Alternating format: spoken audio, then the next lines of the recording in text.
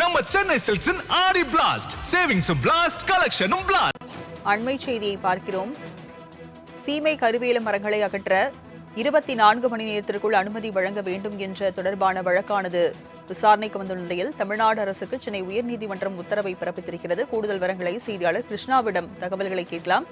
கிருஷ்ணா, தமிழக அரசுக்கு உயர்நீதிமன்றம் என்ன உத்தரவு பிறப்பித்திருக்கிறது? வணக்கம்.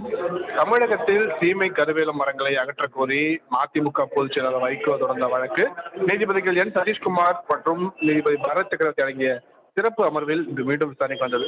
அப்போது நேரில் ஆஜராகி இருந்த வைகோ விவசாயிகள், சுற்றுச்சூழல் ஆர்வலர்களுடன் இணைந்து தேனி மாவட்டம் ஆண்டிப்பட்டி உள்ளிட்ட பல இடங்களில் சீமை கருவேல மரங்களை அகற்றியதாகவும், கருவேல மரங்களில் இருந்து வெளியாகக்கூடிய அந்த கரியமல வாயு காரணமாக தனது நுரையீரல் தொண்டை பாதிக்கப்பட்டுள்ளதாகவும் தெரிவித்திருக்கிறார்.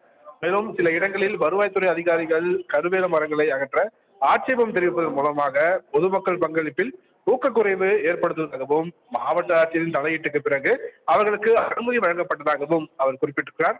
ஆட்சி மாற்றம் ஏற்பட்ட பிறகும் உயர்நீதிமன்ற உத்தரவை நிறைவேற்ற எந்த ஒரு நடவடிக்கையும் எடுக்கவில்லை என்பதால் அனைத்து மாவட்ட ஆட்சிகளுக்கும் இது சம்பந்தமாக அறிவுறுத்தல் வழங்கும்படி தலைமைச் செயலருக்கு உத்தரவிட வேண்டும் எனவும், மரங்களை அகற்ற அனுமதி கோருவோருக்கு 24 மணி நேரத்தில் அனுமதி வழங்க வேண்டும் எனவும் உத்தரவிட வேண்டும் என்று அந்த வைகோ தரப்பில் கேட்டுக்கொள்ளப்பட்டது.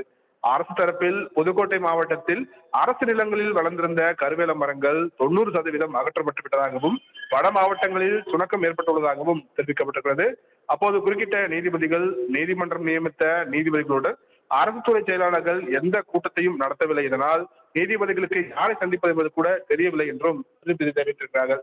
இதையடுத்து கருவேல மரங்களை அகற்றுவது தொடர்பான உத்தரவை அமல்படுத்தும் வகையில் வருவாய்த்துறை செயலாளரை நோடல் அதிகாரியாக நியமித்த நீதிபதிகள் ஜூலை 31ஆம் தேதி அவர் நேரில் ஆஜராகி தேவையான ஆலோசனைகளை வழங்க வேண்டும் எனவும் உத்தரவிட்டிருக்கிறார்கள். அதே போல சீமை கருவேல மரங்களை அகற்ற தேவையான நிதியை அரசு ஒதுக்க வேண்டும் எனவும் நீதிபதிகள் தங்களது உத்தரவில் தெரிவித்திருக்கிறார்கள்.